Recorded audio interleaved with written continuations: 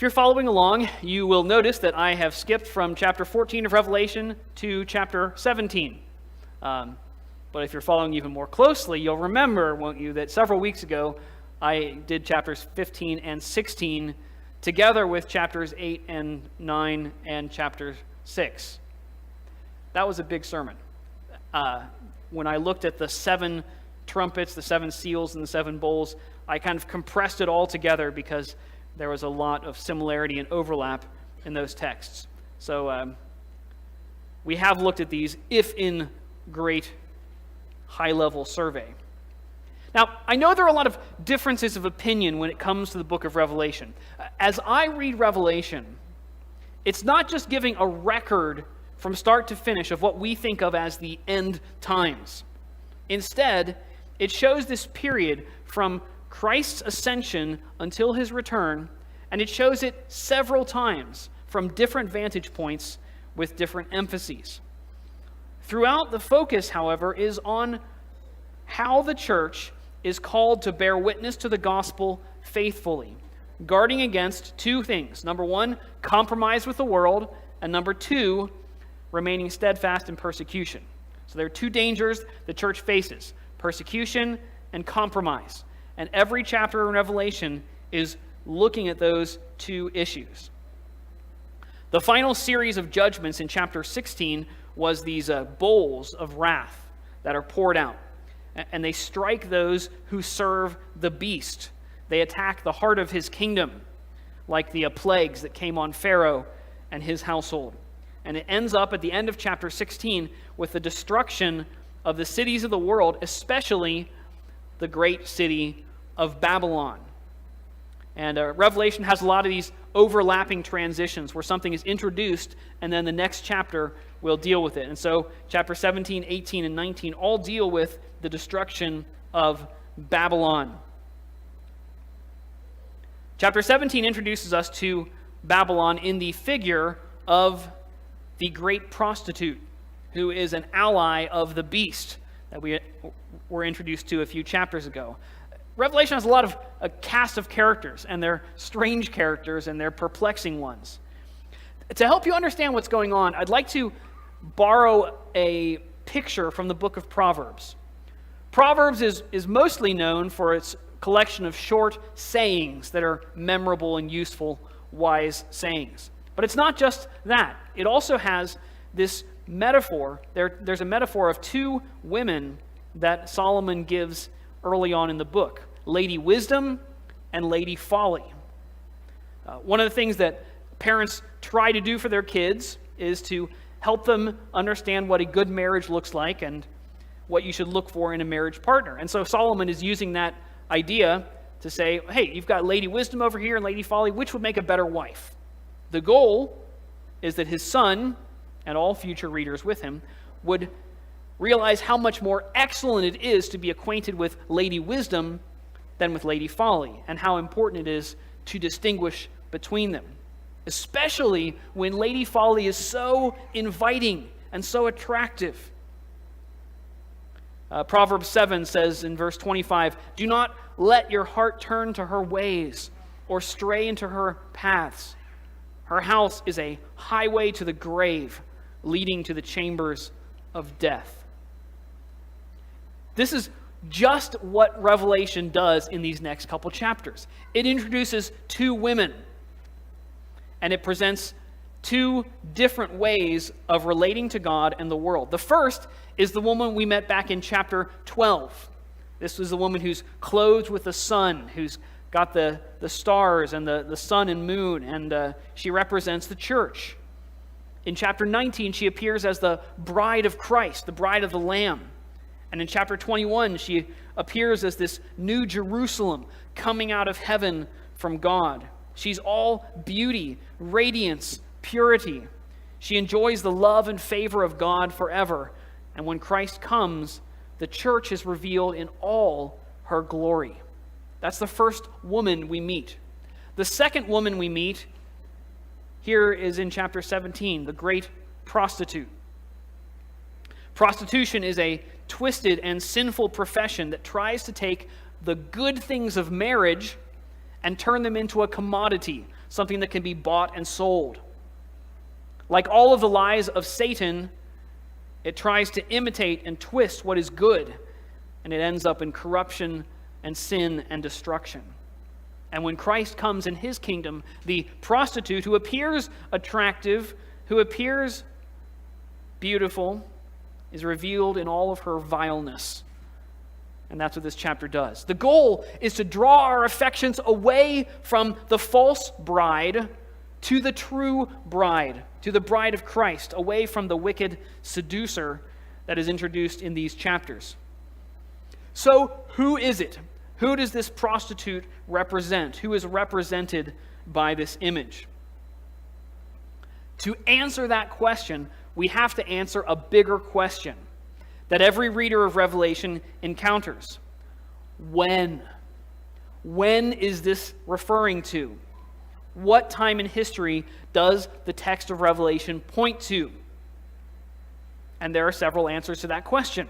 I'm oversimplifying a bit, but there are three that you should be familiar with. Three basic approaches to the when question of Revelation. The first is the futurist approach. And you can guess that means it's future. The visions pertain to the time of the end, right before Christ returns. This approach will tend to identify the beast of Babylon with particular political powers, whether now in place or still to come. And it consigns nearly all of what John writes to the far, far future, far beyond John's own time.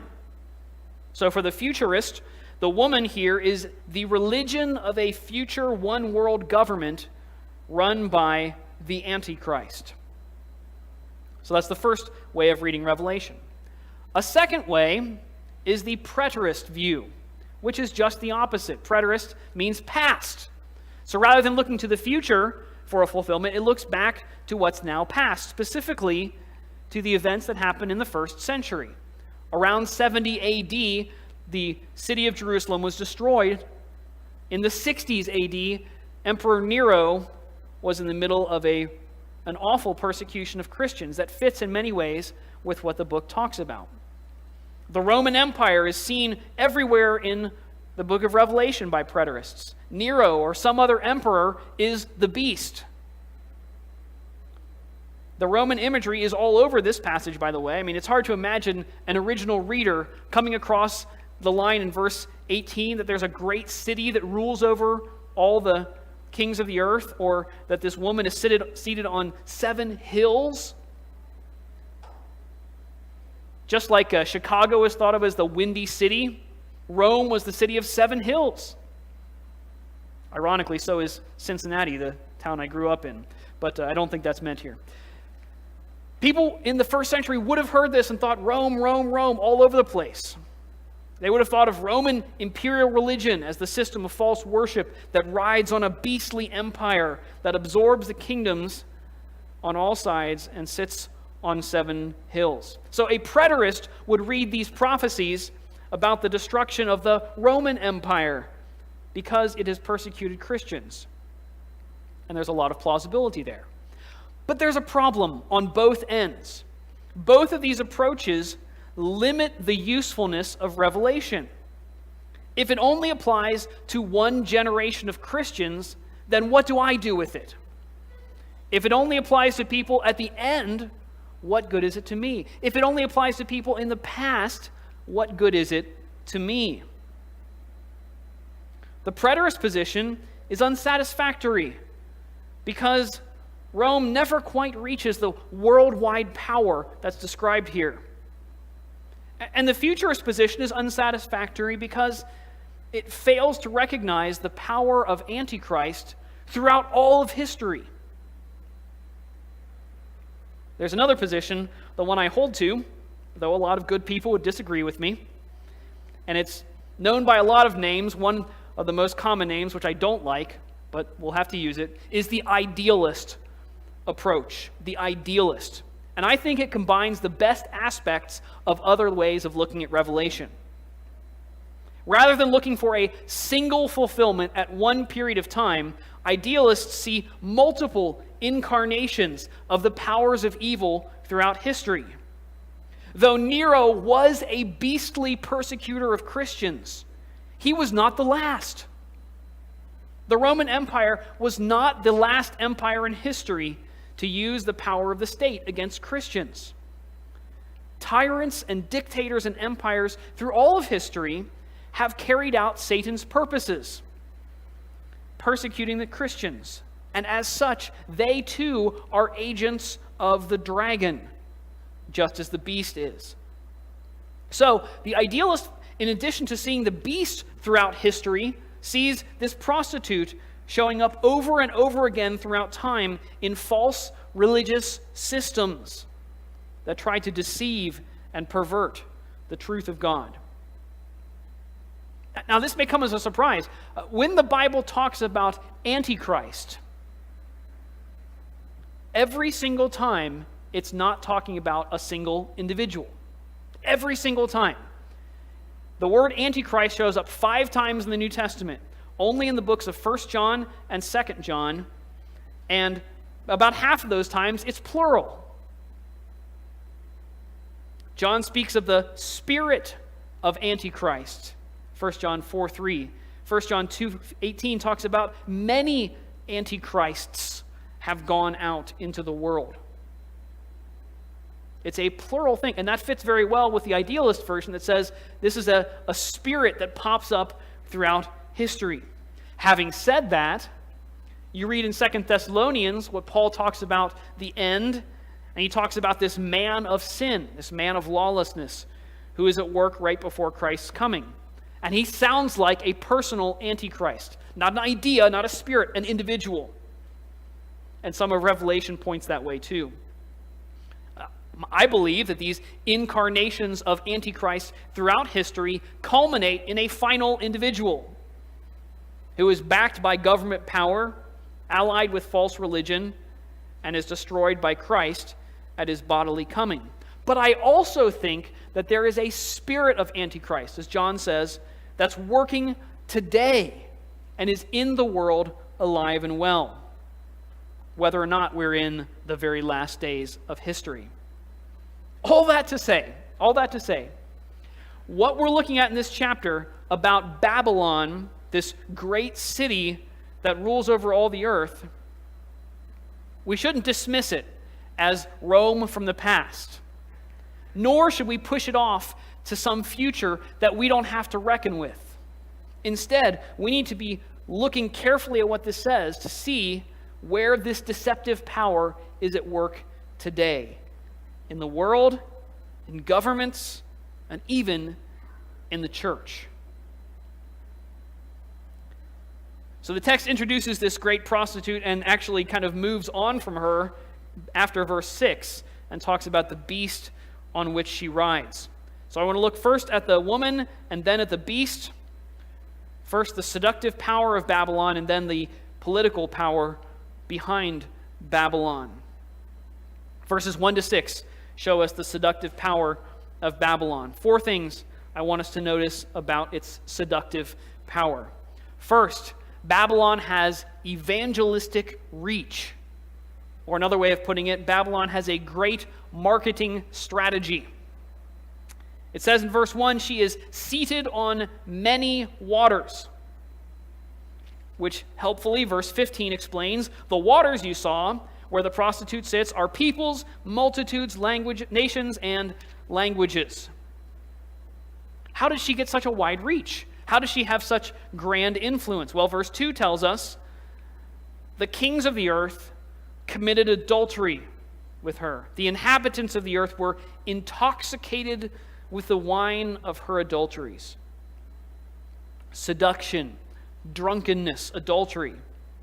Whereas the true religion of Christ, the Lamb, overcomes and spreads by the faithful witness of believers, the Word of God, the willingness to seal that testimony with martyr's blood.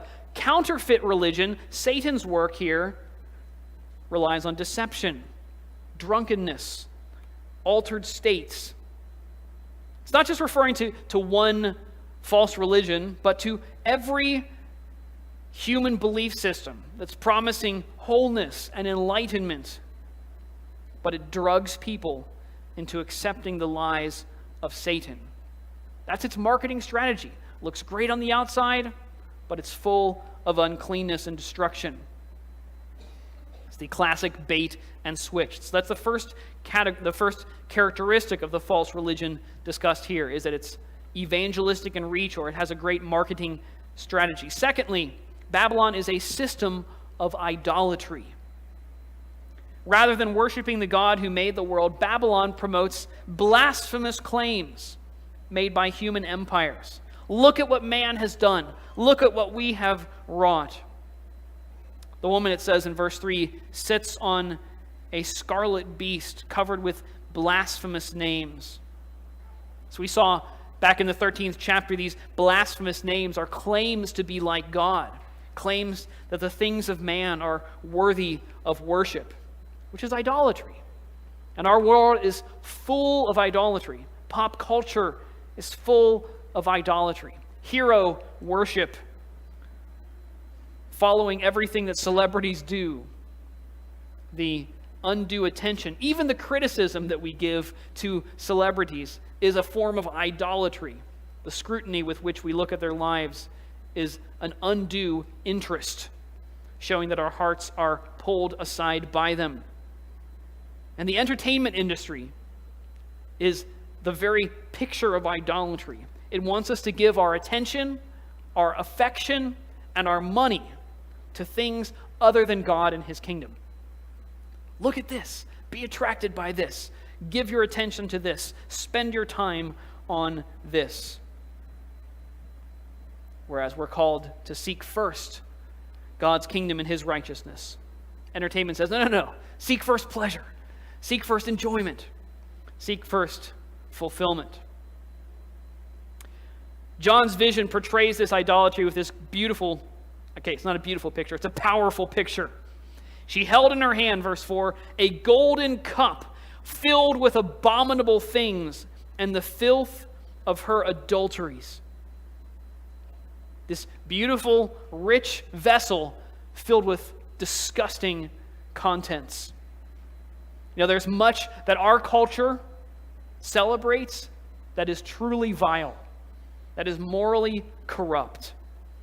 The entertainment industry holds up as a golden cup lifestyles, language, and images that are utterly reprehensible, and people greedily gulp it down and are intoxicated, wanting more.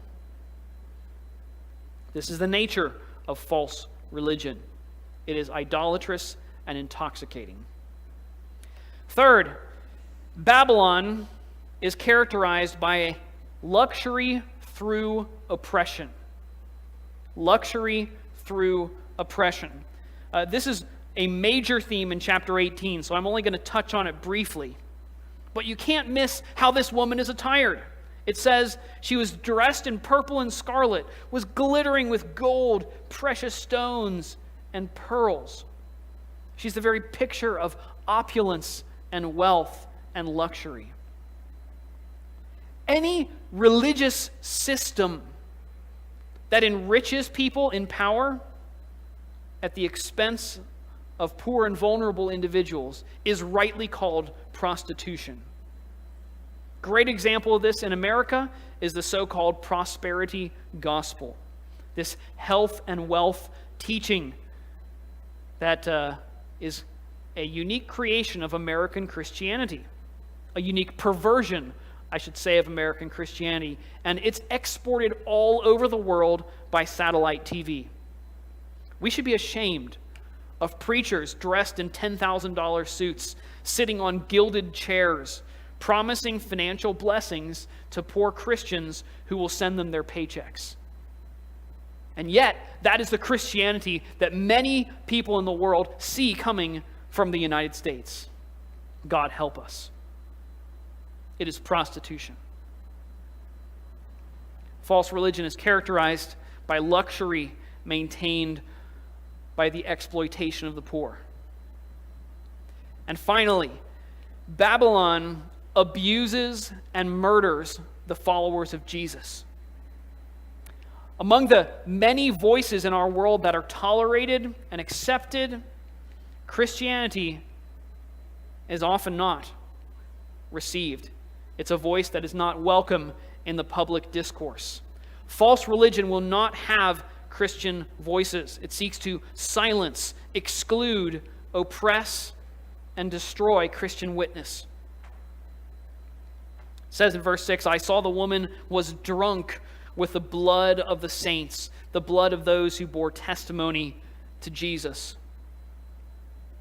In a lot of the world, particularly in the Islamic world, it's okay if you're a Christian legally, but if you share your Christian faith, if you bear witness to it, you could be put in jail.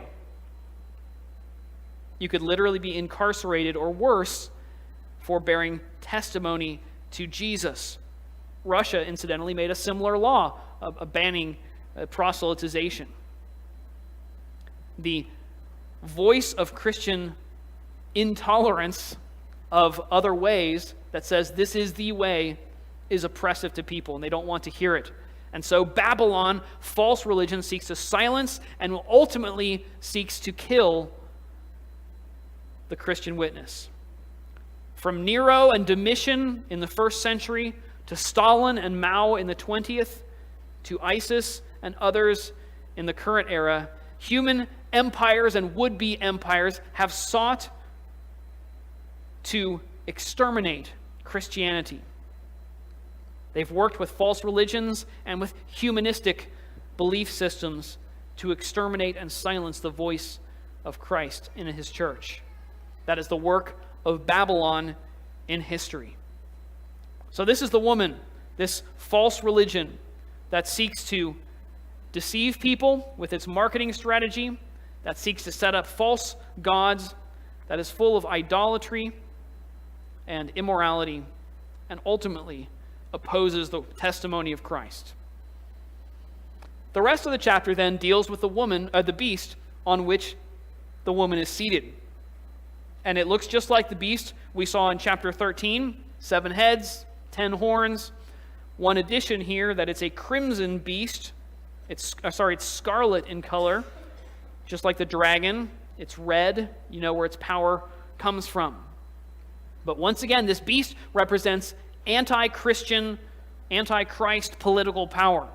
And it appears in any one of human empires or power structures, in antichrist figures coming up throughout history, and culminates in the individual who will be defeated by Christ at his bodily coming. The fact that this beast has 7 heads represents 7 kings, we are told. And again, these suggest the kingdoms of the earth. The fact that there are 7 is the complete number. It's not to be meant to be taken literally. It's looking at all of the nations, all of the kingdoms, all of the empires of mankind that have stood against Christ and his people. And we're told in verse 11 that this beast is an 8th king, so he somehow belongs to the other empires of the earth, yet he's distinguished from them.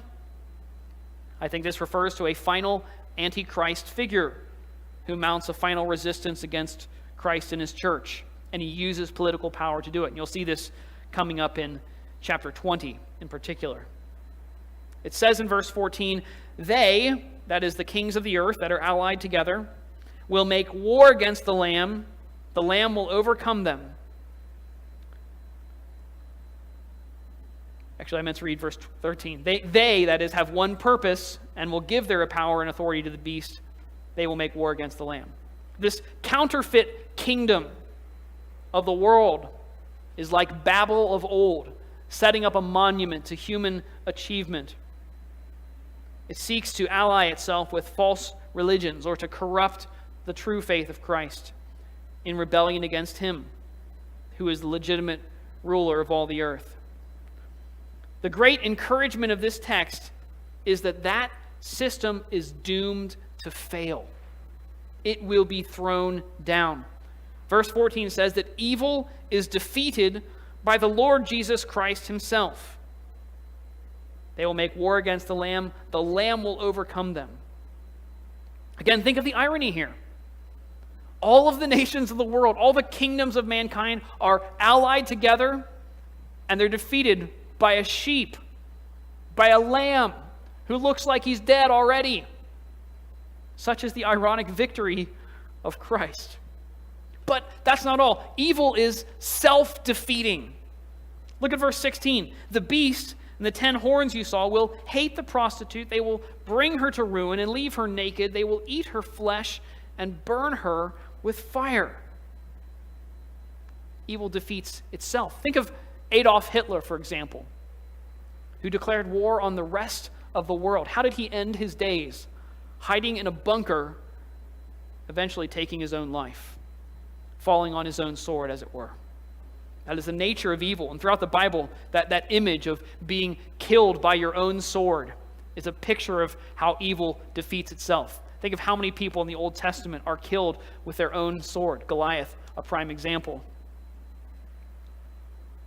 And even this, even the defeat of evil, by itself is in the sovereign hand of God. Verse 17 says, God has put it into their hearts to accomplish his purpose by agreeing to give the beast their power to rule until God's words are fulfilled. Friends, we need to beware the message of our world. Beneath all of its slick marketing is idolatry, immorality, oppression, and rebellion against God. We must instead look to the Lord Jesus Christ and be drawn not after this seductress of the world, but put our affections on the bride of Christ, his church, his kingdom here on earth. When we follow Christ faithfully, we will not be led astray by the seduction of this world. We're going to pray a prayer together, which is what we do a lot of times when we sing. And our next song is a prayer for mercy, that Christ would deliver us from the sin that has entangled us while we have lived in this world system. We have not followed faithfully, and we need more grace.